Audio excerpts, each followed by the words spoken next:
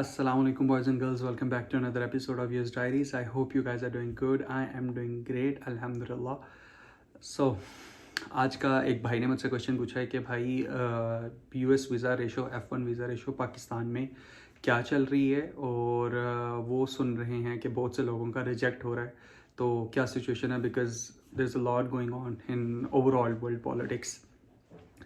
तो उसके ऊपर आज हम बात करेंगे। देखें, पहली बात ये कि वीज़ा रेशो टाइप की कोई चीज़ होती ही नहीं है, ठीक है। ऐसा नहीं है कि उन्होंने लिमिटेड है कि 5 बच्चे जाएंगे तो एक का लगेगा या 2 का लगेगा, बाकियों का हम रिजेक्ट करेंगे, ऐसा कुछ नहीं चल रहा, ठीक है। वीज़ा रेशो नहीं होती, और ये आप अपने दिमाग से निकाल दो कि कोई कोटा है या कुछ इस तरह का सीन है, तो ऐसा कुछ नहीं है। जो भी टैलेंटेड पर्सन होगा उसको वीज़ा मिलेगा, ठीक है। पहली बात तो ये होगी। दूसरी बात ये होगी, आप जिससे सुन रहे हो उसका रिजेक्ट हो रहा है तो उसका मैं कुछ नहीं कर सकता, और ये कोई हार्ड एंड फास्ट रूल नहीं है कि सभी का रिजेक्ट हो रहा है।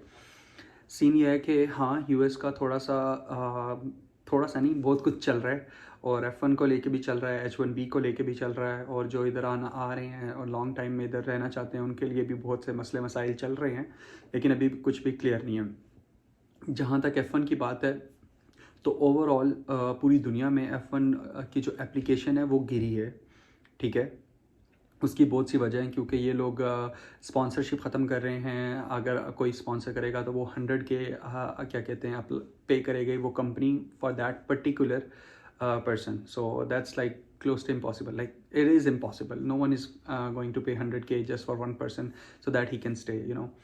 सो इस तरह की बहुत सी न्यूज़ आ रही हैं। इस वजह से बहुत से लोगों ने, स्पेशली इंडियंस ने, अप्लाई करना थोड़ा कम कर दिया है। I have heard like 35-40% decrease आया है इंडियन एप्लीकेशंस में F1 के लिए, लेकिन फिर भी लोग अप्लाई कर रहे हैं और लोगों को वीज़ा मिल रहा है। इसकी बड़ी वजह यह है कि इधर जो मोस्टली यूनिवर्सिटीज़ हैं उनका जो बिज़नेस पॉइंट ऑफ व्यू से देखा जाए, या फिर क्या कह सकते हैं, उसकी इनकी इकॉनमी देखी जाए, तो वो बेसिकली कहीं ना कहीं इंटरनेशनल स्टूडेंट से चल रही है। और there are so many universities जिनका सिर्फ सिस्टम ही यही है कि वो इंटरनेशनल स्टूडेंट आ रहे थे और वो उनको पे कर रहे थे, बिकॉज यूएस सिटीज़न अगर वहाँ पे कोई पढ़ता है तो मोस्टली स्कॉलरशिप्स पे होते हैं या मोस्टली इन स्टेट होते हैं, तो उनको कुछ खास पे नहीं करना पड़ता। तो जितनी भी बड़ी यूनिवर्सिटीज़ हैं वहाँ पे मोस्टली इंटरनेशनल स्टूडेंट्स आ रहे होते थे, लोन लेके अपनी जेब से वो पे कर रहे होते थे। तो फर्स्ट थिंग फर्स्ट, वो वीज़ा देंगे ही देंगे, क्योंकि उन्हें स्टूडेंट चाहिए ही चाहिए, क्योंकि उनके इंस्टीट्यूशन इस पर चल रहे हैं, वरना वो इंस्टीट्यूशंस बंद हो जाएंगे, ठीक है। उनकी एक बहुत बड़ी source of funding international student है। तो पहली बात ये कि ऐसा नहीं है कि वो वीज़ा नहीं दे रहे।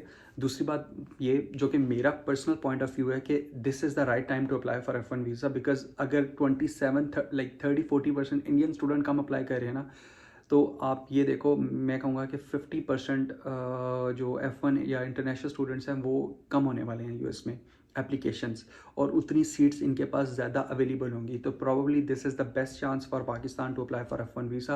And apart from the fact that Pakistan are on good books for America right now, so वो भी एक अच्छा पॉइंट ऑफ व्यू है। लेकिन वो जो वीज़ा ऑफिसर है वो ये नहीं देखता कि पाकिस्तान के क्या रिलेशनशिप चल रहे हैं या क्या चल रहे हैं, वो ओवरऑल स्ट्रेटजी देखता है कि अगर आपके मुल्क की कंडीशन बहुत ही अजीबोगरीब सी है, एंड आप लाइक उस टेक्निकलिटी में मैं नहीं जाना चाहता, तो फिर वो आपको ऑब्वियसली वीज़ा नहीं देगा। Let's say if you are from Afghanistan and stuff like that.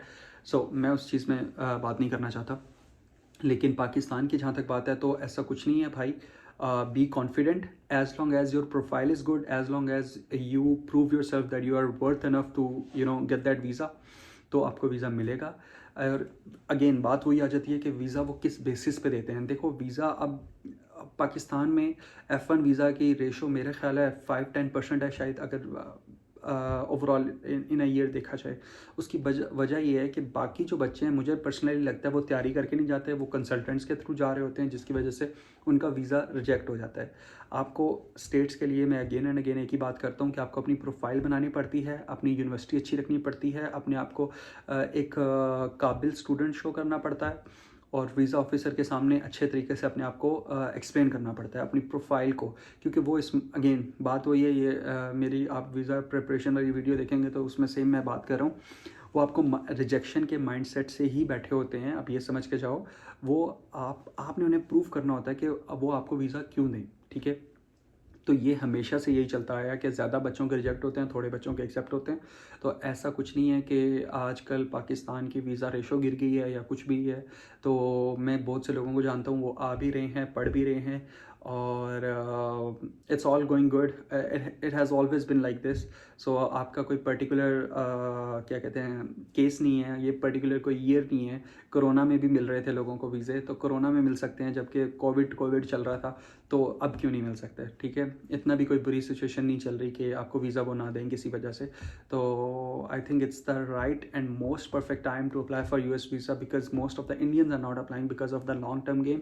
खैर, right now you shouldn't think about what's gonna be like in the long run, but because things change, policies change, government changes, so everything changes. So probably and hopefully, inshallah, things will sort out in favor of international students, inshallah. So you need not to think about it. I think it's the perfect time to apply for US visa and come here and fill the gap of education, or whatever gap you wanted to fill, that you have to prove in front of your visa officer. So yeah, that's what I would say. And there's no thing like visa ratio. It all depends on you, it all depends on your profile, it all depends on your efforts you have put in to get that visa, to get that admission, to get that research assistantship, teaching assistantship. How you gonna show your funds? These are the main questions you should worry about, not the thing like visa ratio गिर रही है। तो visa ratio इसीलिए गिर रही है, लोग तैयारी करके नहीं जा रहे। तो मैं तो बस यही कहूँगा। And I guess that's it for this video. Let me know if you have any other questions regarding F1 visa or any other type of visa regarding states. I can help you with that, and we can have sessions, and we can prepare you for that US visa. Need not to worry about it. It's always been like this. It's always a hustle. It's never a straight road. It's rough and tough. So you have to get prepared for that. अगर आपको visa लेते हुए इतना डर लग रहा है, तो आपको अंदाज़ा भी नहीं है इधर आके आपके साथ क्या होगा। तो वो एक बहुत basic start of the struggle है, जो कि आपको क्लियर करने हैं। उसके बाद बहुत हर्डल्स हैं जो आपको गुजरने पड़ेंगे। That's it for this video. Let me know if you have any questions. Drop down in the comment section. I would love to make a video on that, and you can reach out to me on my Instagram. You probably see my Instagram handle within the description of this video, and hope to see you in the next one. Thank you so much.